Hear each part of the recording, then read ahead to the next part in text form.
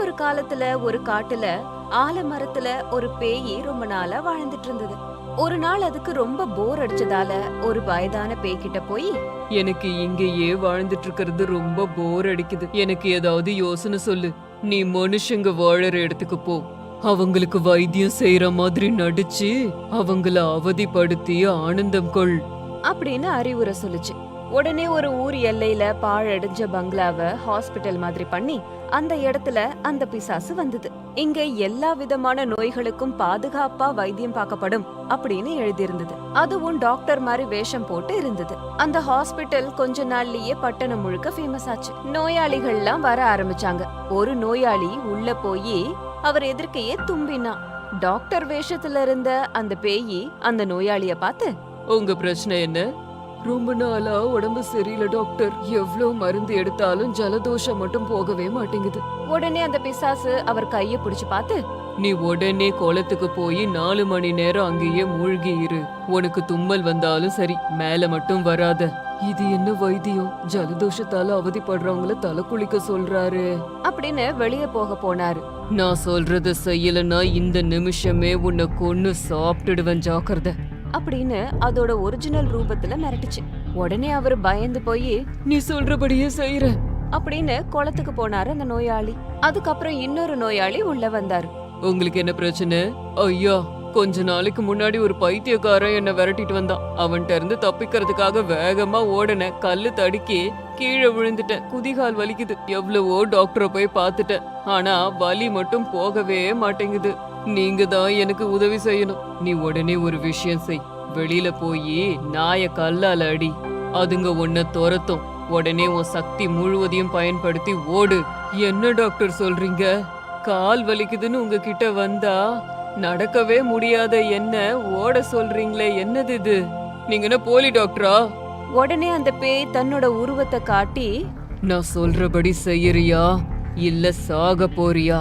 அதுக்கு அந்த நோயாளி பயந்து போய், இல்ல நீ சொல்றபடி செய்யற அப்படின்னு வெளியில போனாரு. அந்த மாதிரி அந்த பிசாசு தன்கிட்ட வர்ற எல்லா நோயாளிகளையும் அவதிப்படுத்தி ஆனந்தப்பட்டுட்டு இருந்தது. அப்படி இருக்கும்போது முதல் நோயாளி பிசாசு ஏதாவது பண்ண போதுன்னு குளத்துக்கு போய் தலை மூழ்கிற அளவுக்கு 4 மணி நேரம் இருந்தாரு.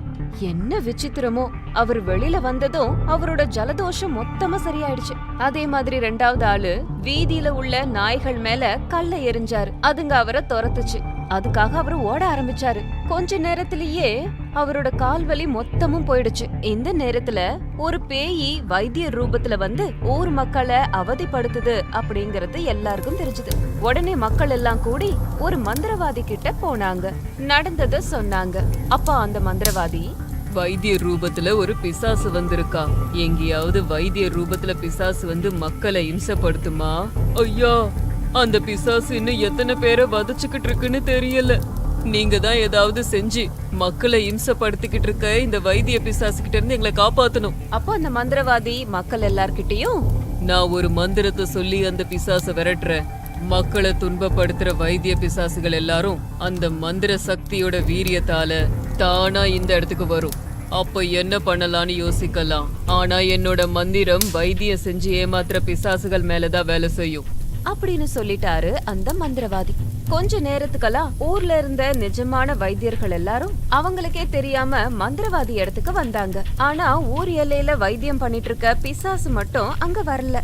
அங்க இருந்த மக்கள் எல்லாரும் ஆச்சரியப்பட்டாங்க. என்னது இது? அந்த பிசாசு மட்டும் இங்க வரவே இல்ல. இவங்க எல்லாரும் நிஜமான வைத்தியர்கள் தானே அப்படின்னு பேசிக்கிட்டாங்க.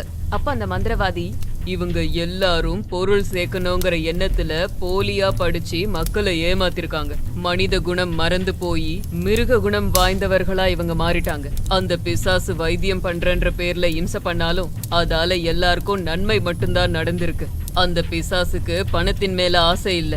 பணத்தாசையால இந்த வைத்தியர்கள் பேய்கள் மாதிரி மனிதர்களுக்கு வைத்தியம் பண்றேன்னு அவங்கள கொஞ்சம் கொஞ்சமா கொன்னுகிட்டு இருக்காங்க. அதனாலதான் என் மந்திரம் உண்மையான பிசாசை இங்க கொண்டு வராம இவங்களை எல்லாரையும் கொண்டு வந்திருக்கு. அப்போ அங்க வந்திருந்த வைத்தியர்கள் எல்லாரும் விஷயம் தெரிஞ்சிடுச்சேன்னு வெக்கப்பட்டு தலை குனிஞ்சிருந்தாங்க. அன்னையில இருந்து எல்லாரும் மக்களுக்கு உண்மையான சேவையை செய்ய ஆரம்பிச்சாங்க. தன்னை பிடிக்கிறதுக்காக மந்திரவாதி அங்க மந்திரங்களை போடுறாருன்னு தெரிஞ்சுக்கிட்ட பிசாசு உடனே அங்க இருந்து காட்டுக்கு பறந்து போயிடுச்சு.